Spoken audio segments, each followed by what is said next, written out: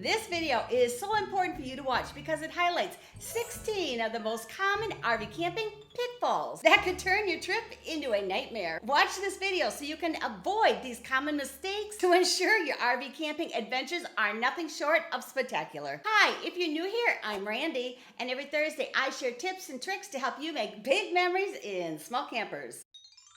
And the first common pitfall or mistake that people commonly make is not turning off the valve on your propane tank before you hit the road. If you don't do this, it's like towing a potential hazard behind you. Here's the thing, propane is highly flammable, so when you leave it on while you're traveling down the road, any unexpected mishap could lead to a hazardous situation. Also, you should always turn off your propane tank when you're not using it. For example, when you store your RV for the winter. You never know when a leak or other issues can happen that can lead to serious problems.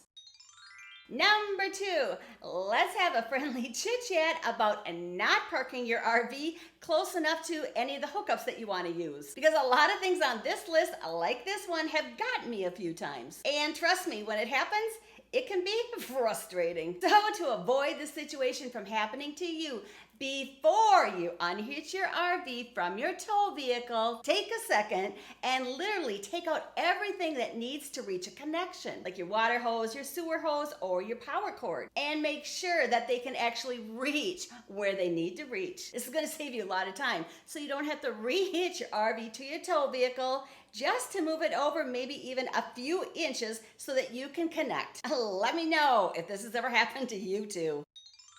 Number 3, this pitfall is all about not knowing if your RV is in tip-top shape after it's been hibernating for the winter. That's why you need to do a shakedown. Think of a shakedown as a practice before the main event. This is your chance to discover any unforeseen problems or things that might need to be fixed, so you're ready for your big upcoming adventures. Who knows why, but things seem to happen to RVs when they're stored for long periods of time. Now, sure, you can set up your RV in your driveway, but I'm going to suggest that you put on a few miles on both your RV and your tow vehicle. It's like giving them a little stretch to make sure that everything is a-okay.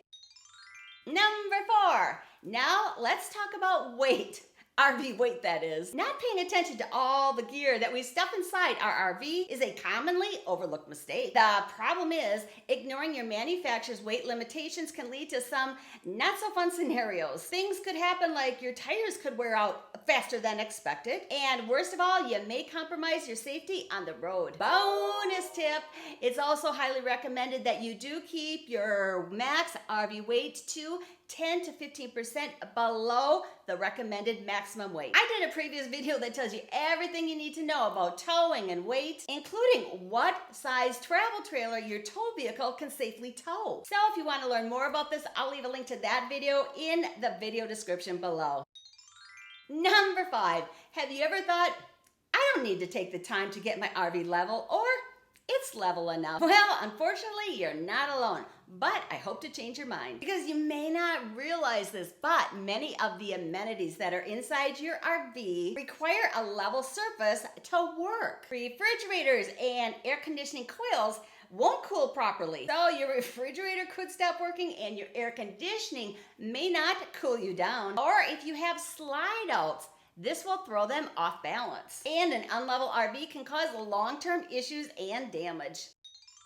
Number 6, I cringe every time I see someone that's not using a surge protector. This can be an expensive yet an unnecessary common pitfall. Here's the lowdown on surge protectors and why you need one. Every time you hook your RV to a power outlet, whether it's in your driveway, at a campground, or anywhere else, you're essentially plugging into an unknown electric source. That's where our hero, the surge protector, comes in. Think of it as your RV's best defense against power surges. Power surges can happen during thunderstorms or like when you're at a campground and it's a hot day and everyone's running their air conditioner to keep cool. If you don't have a surge protector, I'll leave a link in the video description below to the surge protector that I've been using for years.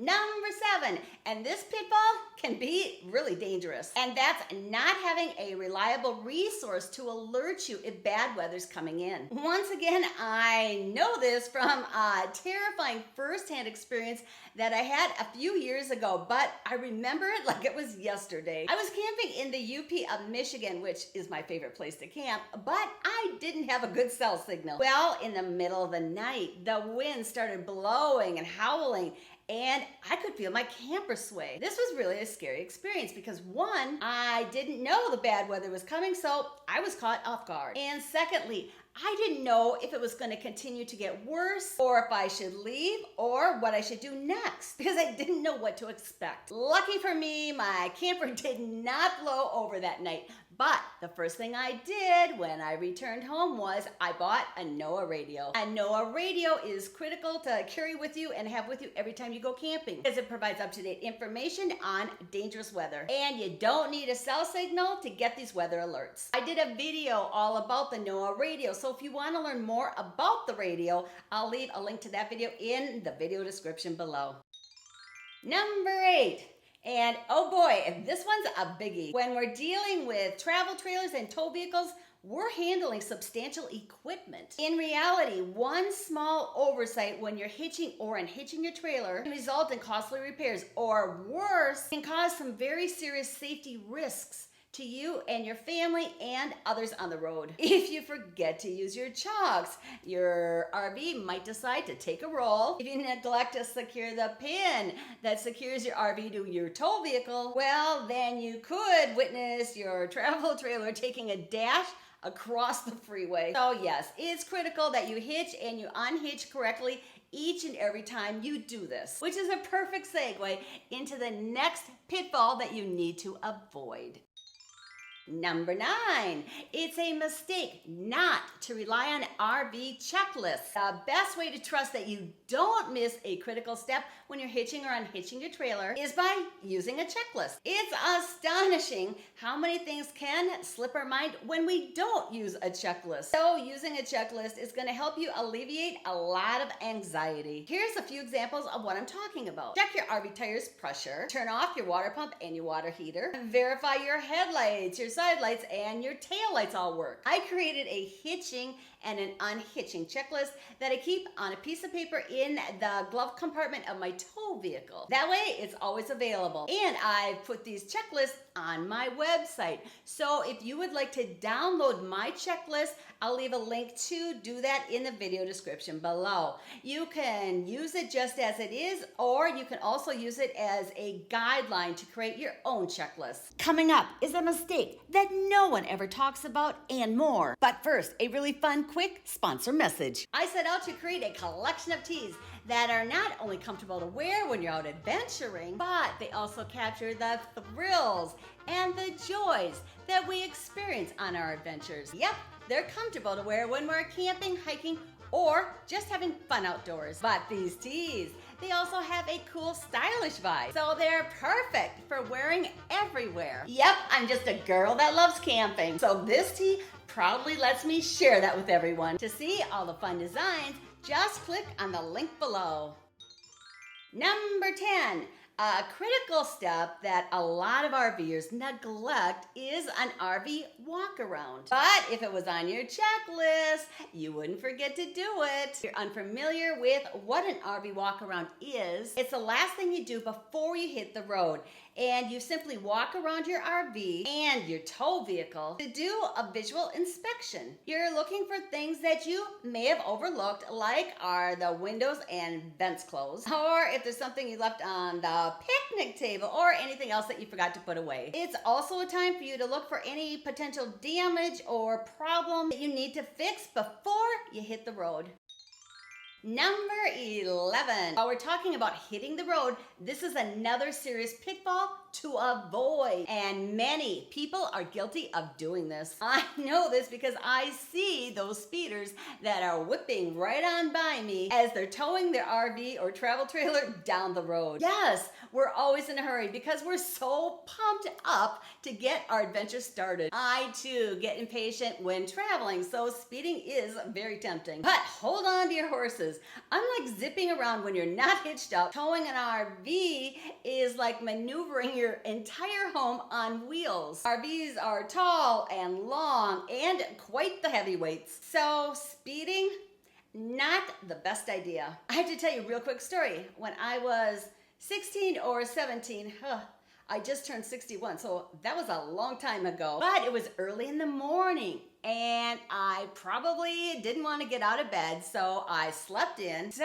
I was running late to get to work. So that's why I was speeding. Then all of a sudden I saw flashing red lights behind me. Being pulled over for the first time and as a teenager, well, it was a little intimidating. But when the officer asked me why I was speeding, I told him I'm running late to work. I thought for sure he'd understand that this was a really important reason. Then he told me this: when you drive 10 miles over the speed limit and you drive for an hour, you're gonna arrive at your destination just 10 minutes earlier. Yes, we're gonna get there quicker, but 10 minutes quicker? Saving 10 minutes is not worth it. Because here's the thing. A study by the World Health Organization found that a 5% increase in average speed leads to a 10% increase in injury accidents and a 20% increase in fatal crashes. And I can only imagine how much more risky it is when you're towing a travel trailer. That's a recipe for trouble. And here's another thing for you to think about the next time you have the urge to push the pedal to the metal. Each set of RV tires comes with its own speed rating. When you go faster than your tires can handle, overheating and blowouts can happen. No thanks. So now let's all stop being speed racers, shall we? You, your loved ones, and everyone else on the road will thank you for it. Number 12. Please avoid this next pitfall. Make sure that you always have disposable gloves with you. So when you're at the dump station dumping your tanks, you always have gloves to wear. Now I think that's enough said about this one. Number 13, not knowing about or using good campground etiquette, because this will cause an uncomfortable camping experience for both you and your fellow campers. Please don't be that campground neighbor. Nobody likes a not so great neighbor, right? Picture this: loud music playing into the wee hours of the night, waste disposal mishaps, or maybe not keeping a close eye on your furry friends or your little ones. That's a recipe for a not so awesome neighbor. I think you get the point. Number 14, let's dive into the nitty-gritty of campground reservations. Because here's the scoop: RVs are more popular than ever, so those camping spots, they fill up faster than ever. Yep, because the RV community is booming. Taking a prime spot requires a bit of strategy. It's kind of like a camping chess game. So buckle up, because you need to be on your reservation game. Here's the play-by-play. Figure out how early you can lock in your reservations, and when that day comes around, be ready to pounce and make your reservation, especially if you're eyeing those super popular spots. In the world of campground reservations, timing is everything. Number 15 is not doing some research before you make your campground reservations. And I'm talking about campgrounds or camping spots that you've never camped at before. Let me ask you this: how many times have you pulled into a campground that you were really excited about only to be disappointed? Yep, your camping spot can truly make the difference in your experience. I've learned the hard way that you can't always rely on a campground website to provide you with the important intel that you need to know. How many campground websites have you visited that told you, our campsites are really unlevel. Oh, and they're also really close together. Oh, and we don't clean our bathrooms very often. You get the point. One of the easiest and the best ways to avoid this bad camping scenario is to read reviews. But unfortunately, not all campground sites provide reviews. That's why I like to use the Allstays app when I'm looking for places to camp. Users can leave reviews on the app, and this is so handy, because if there are a few bad reviews, this could be a red flag. Another reason I really love using this app is that users also can upload pictures. And these pictures are a great way to quickly let you know if this is a campground that you want to spend time at or you don't want to spend time at. If you want to learn more about the Allstays app, I also did a previous video that shows you how to use this app, and I'll leave information for that video in the video description below. Number 16. Picture this. You're all excited to buy an RV and hit the open road. But hold up a second, because choosing the perfect RV is kind of like finding your travel soulmate. Here's the deal. There's an RV for every need, style, and budget. You wouldn't wear flip-flops during a snowstorm, right? Okay, that was a really bad analogy, but the fact is, if you buy the wrong RV, it can be really disappointing. Because if you're a newbie, buying the wrong RV happens all the time. How do I know this? Unfortunately, I know this because the first RV that I bought was the wrong one for me. I'm team small camper all the way, but even by narrowing my searches down to just small campers, it was still overwhelming. I bought the one that I thought was perfect, but sadly I had to bring it back to the dealership less than 60 days later. And this was a very costly mistake. That's when I bought my little guy Max, and it has been the perfect camper for me. So here's the scoop. Take your time. Do your research and match an RV to your desired camping lifestyle. To help you avoid making the same RV buying mistake that I did, you need to watch this video next to see what I did wrong, so you know also what to avoid when you're shopping for your perfect RV camper. Well, that's a wrap, and I can't wait to see you again next Thursday.